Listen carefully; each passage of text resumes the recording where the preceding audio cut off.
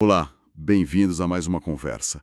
Hoje a gente vai mergulhar em algumas histórias, é, alguns feitos bem notáveis, retirados de uma obra chamada Great Lives from History, Jewish Americans. Isso. A ideia não é cobrir tudo, claro, mas, assim, garimpar umas trajetórias fascinantes, sabe?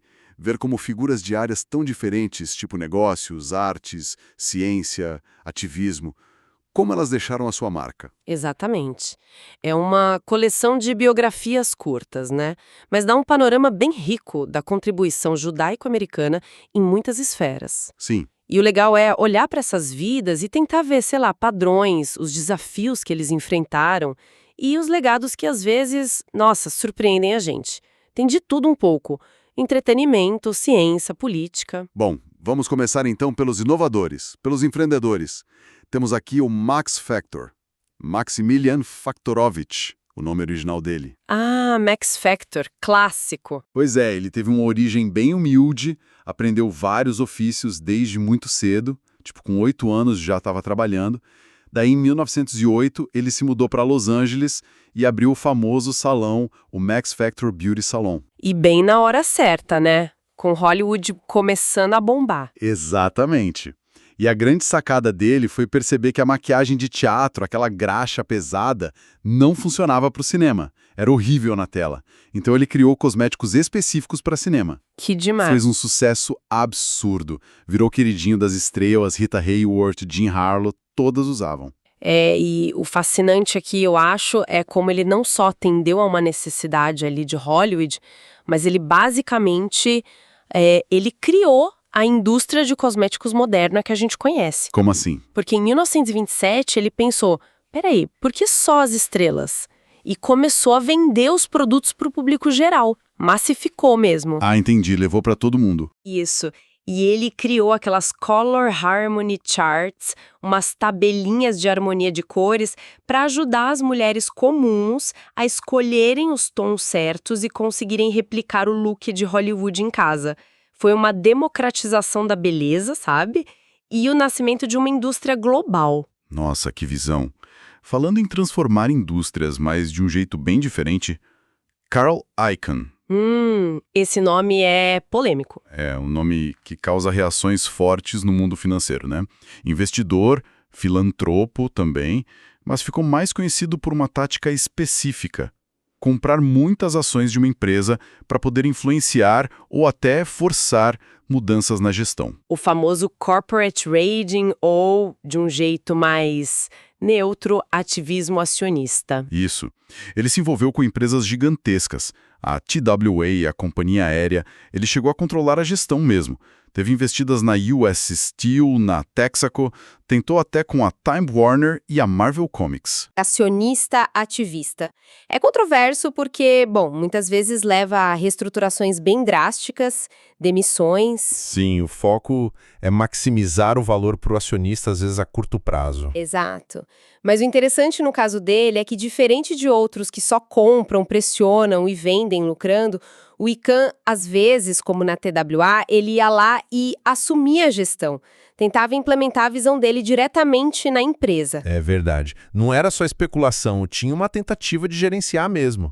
Isso adiciona uma camada a mais na análise. Ele definitivamente moldou uma parte do cenário corporativo com essas táticas agressivas. Mudando um pouco o foco agora, vamos para vozes de mudança, ativismo, política.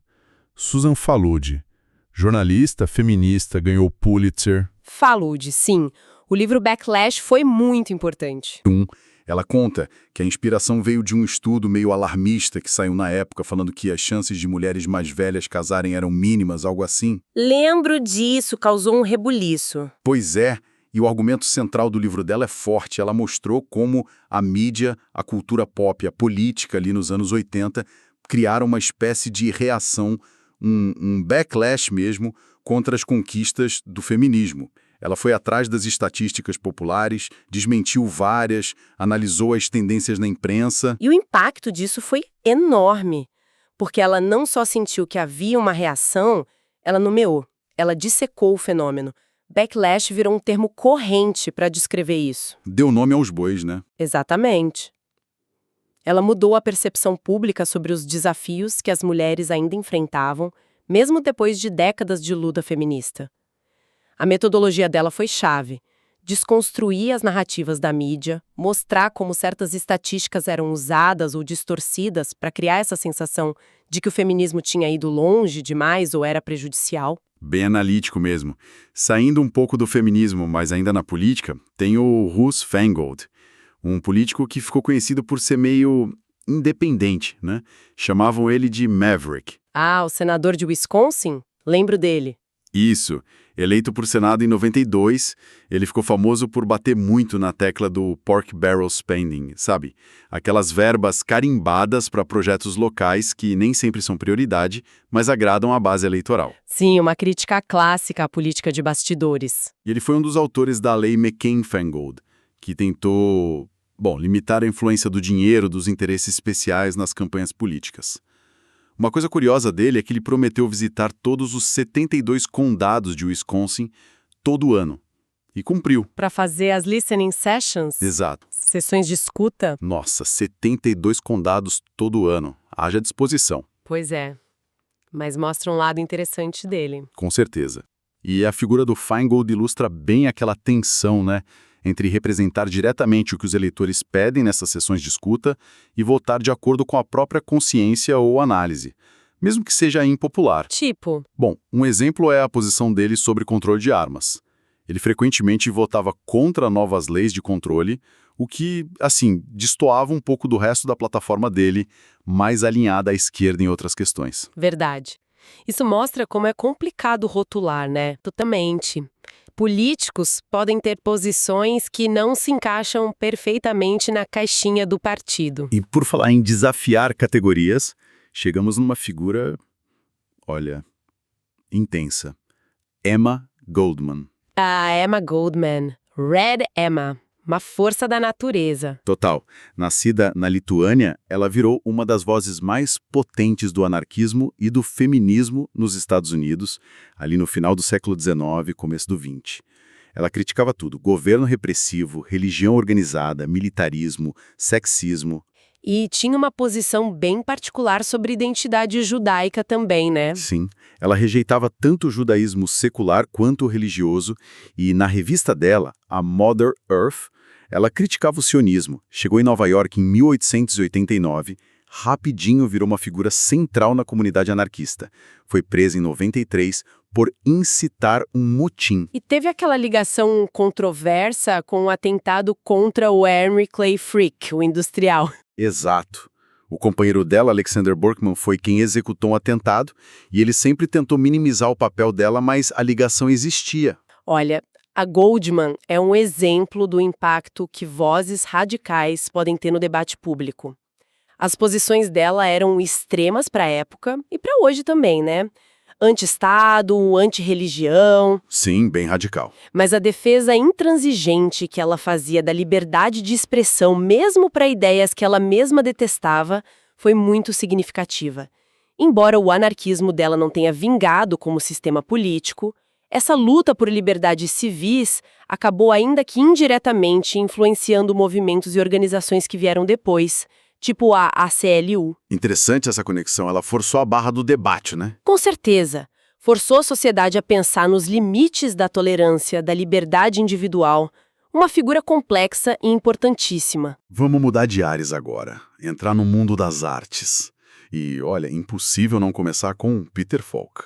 Columbo, eterno. Uma das coisas geniais da série pra mim era como Falk, naquele papel do detetive meio atrapalhado, meio humilde. Aquele jeito dele, né, com a gabardina amassada. Isso. Ele conseguia atrair atores de primeiríssima linha. Faye Dunaway, Donald Pleasence, gente desse calibre pra fazer os assassinos, geralmente super sofisticados, ricos, arrogantes.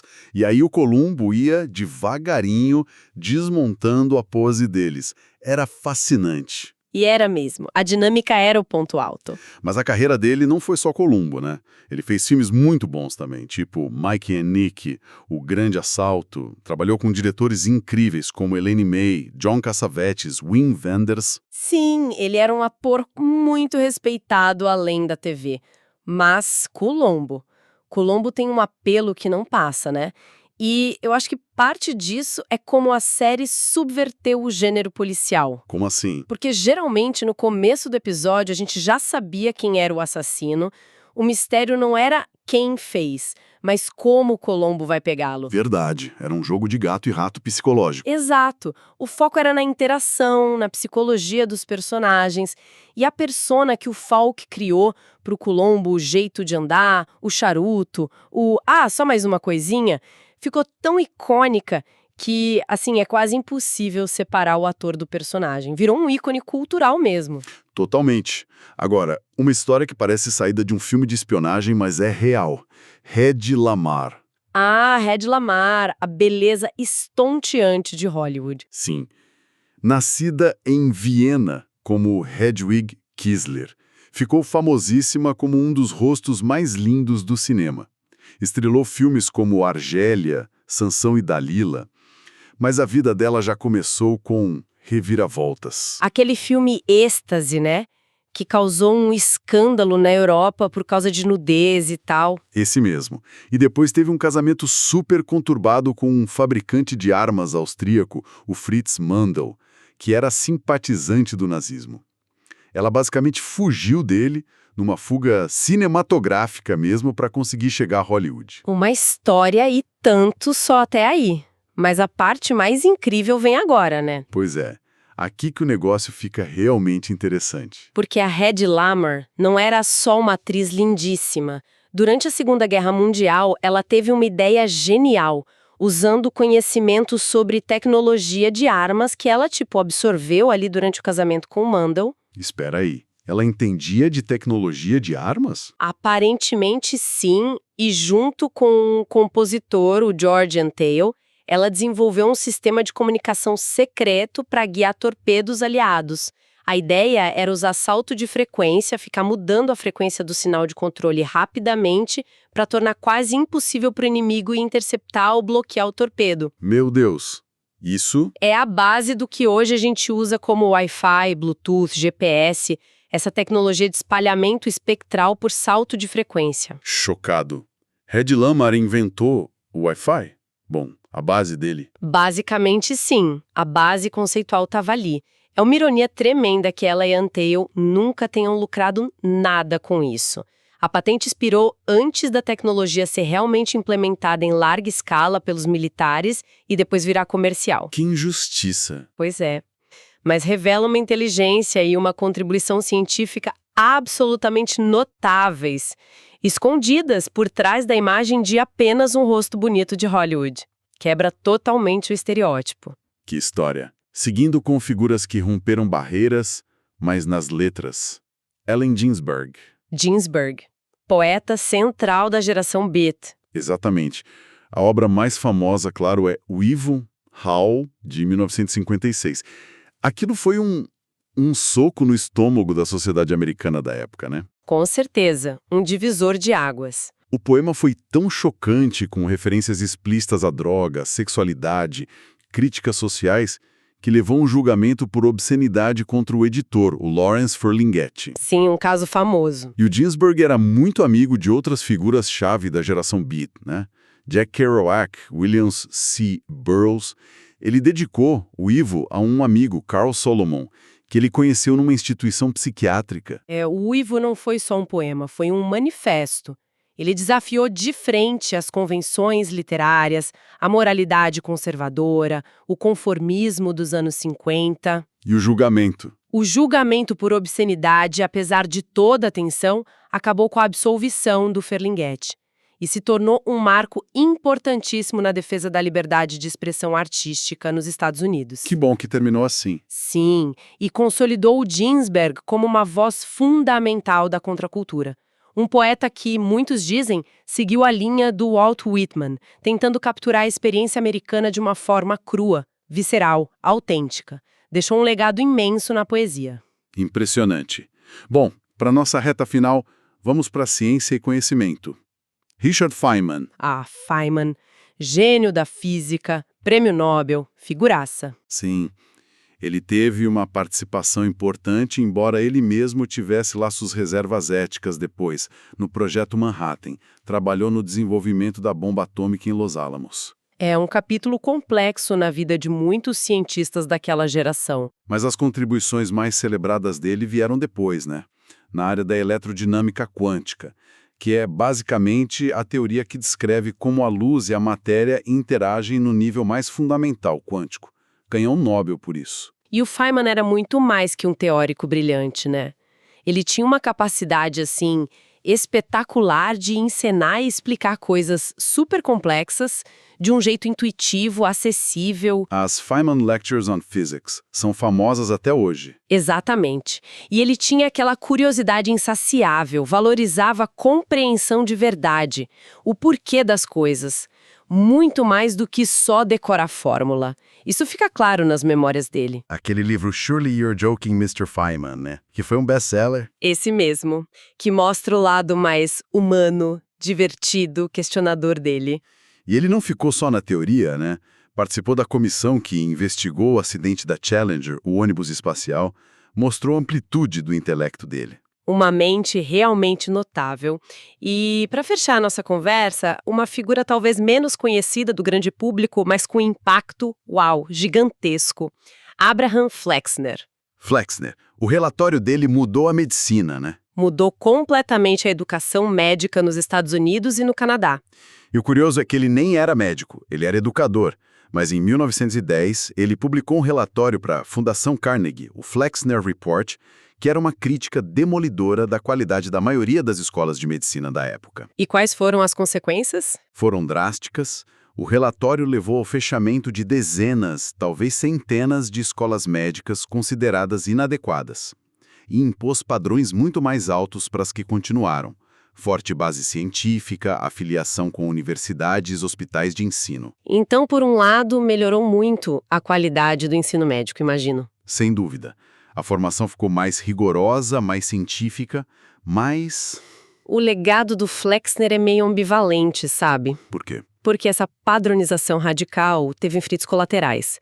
Primeiro, reduziu drasticamente o número de médicos formados por ano, o que pode ter dificultado o acesso à saúde em algumas áreas. Ah, faz sentido. Menos escolas, menos médicos. E segundo, e isso é uma crítica importante, o fechamento das escolas e o aumento das exigências tiveram um impacto desproporcional em escolas que historicamente atendiam minorias, como a população negra, ou que ficavam em áreas rurais, longe dos grandes centros universitários. Exemplo clássico de como uma reforma, mesmo bem intencionada e com resultados positivos em um aspecto, a qualidade, pode ter consequências negativas e não intencionais em outros, acesso, equidade. Levanta um debate importante sobre padronização versus diversidade. Que complexo. Bom, fizemos uma viagem em tanto, hein? De inventores que mudaram como a gente se vê, como a gente se comunica. Passando por ativistas que balançaram as estruturas, artistas que marcaram gerações. E cientistas e reformadores que moldaram o conhecimento e a educação. Ufa. Então, o que a gente tira disso tudo? Olha, talvez a grande lição desses retratos, mesmo que breves, seja a complexidade que existe em cada trajetória, né? A gente viu a estrela de cinema, que também era inventora genial. O político com posições que não cabiam em rótulos fáceis era um debate. Isso talvez nos leve a pensar um pouco quantas histórias inesperadas, quantas contribuições que a gente nem imagina ou facetas desconhecidas existem por trás das figuras públicas que a gente acompanha hoje em dia. É uma boa pergunta. Talvez valha a pena, sempre que der, tentar olhar um pouquinho além da superfície, sabe? Tentar descobrir as camadas que realmente compõem uma vida e o legado que ela deixa. Fica aí a reflexão.